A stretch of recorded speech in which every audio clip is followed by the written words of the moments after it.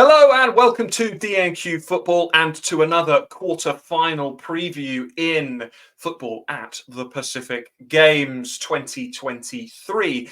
We call it a quarter-final because the winner goes through, just like any other quarter-final, despite this being a group game. The group in question, or pool as it's referred to, Pool B, which contains Tuvalu, Vanuatu and Papua New Guinea. And of course, it is Papua New Guinea and Vanuatu who go head-to-head on the final match day in this group for a spot in the semis. But Ryan, before we talk about this match in particular, can we talk about Tuvalu's involvement in the outcome of this game? Tuvalu got beat 6-0 by Vanuatu. But of course, when they didn't turn up for their game against PNG, that's been given as a 3-0 walkover win.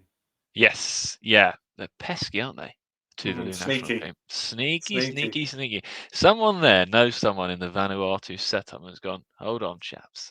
We can do something here. We can do something sneaky. Well, they didn't turn up, did they? Travel issues, all of that good stuff, right? And of course, we're joking. There was no sort of behind the scenes. There was no behind the scenes shenanigans, of course. But unfortunately for Papua New Guinea, they were given a threat. And I think you might have mentioned this on a short or something. It was a really good short that you put out, mentioning that is this good for Papua New Guinea or not? And actually, it's turned out to not be, because they go into this, as you've aptly named it, a quarter-final, virtually, the deciding group game against Vanuatu, knowing that a draw isn't enough, because Vanuatu would then go through on goal difference, because Tuvalu were present for their game against Vanuatu and got turned over 6-0.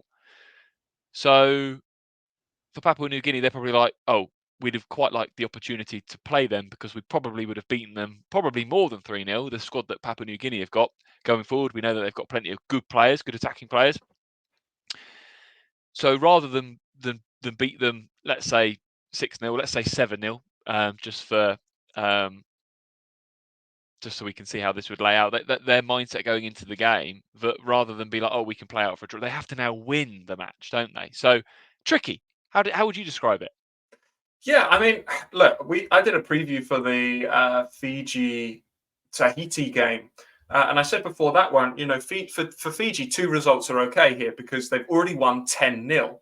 They beat the Northern Mariana Islands 10-0. So that meant that if they drew with Tahiti, then Tahiti would have to win 11-0, which is not impossible, but is incredibly tough. Yeah. Of course, 10-0 is the top score that we've seen in this qualification or whatever group stage so far. We've seen a couple of 10-0s, but we've not seen anything higher than that yet. And goal difference is huge in a group that's got 2 very solid, very even teams, and then a side that's not quite as good. And the fact that Papua New Guinea, it's a bit of there's 2 negatives here. Number one is Vanuatu have played a match. They played on Monday. They play again on Thursday. So they've got plenty of time between the matches to rest and recover. Yeah. But it also means that the players are ready. They're switched on. They've got 6 goals. They've got confidence as well. PNG have played less games than Tuvalu now. They've not played at all. They're literally going to get an opportunity to play 1 game, and they know they have to win, or they're out on goal difference. It's a really, really bizarre situation that may have never happened anywhere before. Only in Oceania, isn't it? Stuff like that. Oh, for sure. This is the only region where something like this would happen. Firstly, this is a bit of the problem with a group of 3. Yeah. Is that you've only got 1. And ultimately, look, it comes down to the fact you want to qualify, win every game.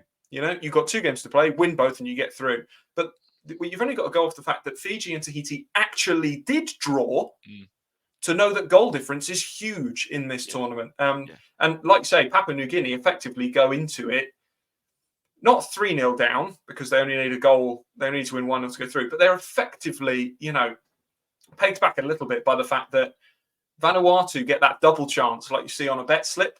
Vanuatu or draw sees them through. And they are arguably as well a stronger side. It's very close between the 2, and there are some names on the Vanuatu team sheet that I don't particularly recognise. There are others that I do.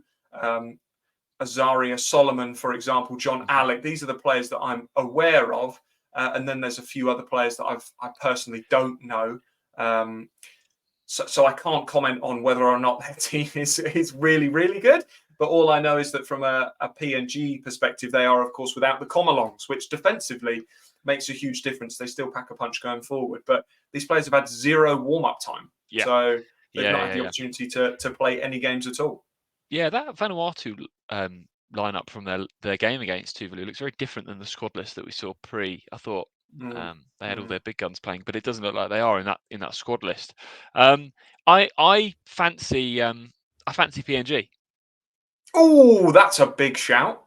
Fancy them. So you fancy a PNG win? Yeah, I do. I think they're going to go into the game. They've got a real clear. They know exactly what they have to do. They have to win the game, and that is a challenge, of course. But I think we've seen the PNG squad list. We know who they've got. I don't know that. Looking at that Vanuatu team sheet just then quickly, I was going to say I've not been as involved in this tournament as you've been.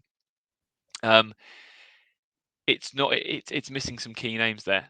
Caltac stands out like a sore thumb when he's not in the squad, and I think Papua New Guinea are going to beat them.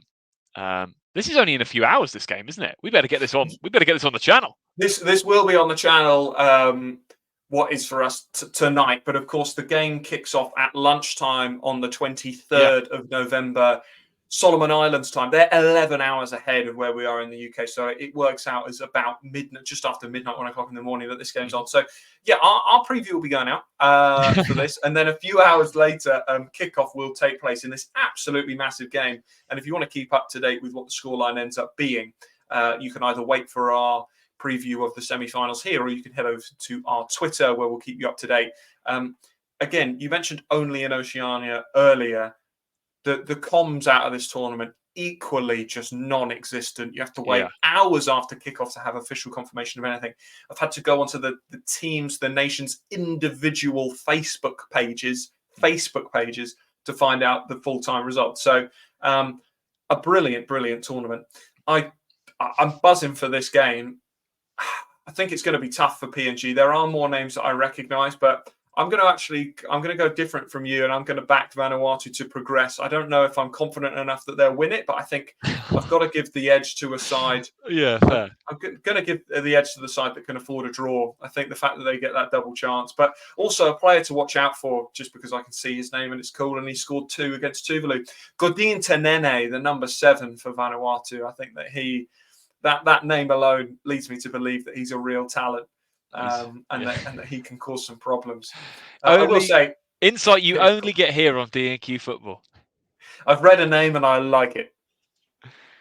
Yeah, absolutely brilliant. This match absolutely crucial. You're going PNG to progress. I am. I'm going Vanuatu to progress, whether that is through a win or a draw, and then roll on the semi-finals.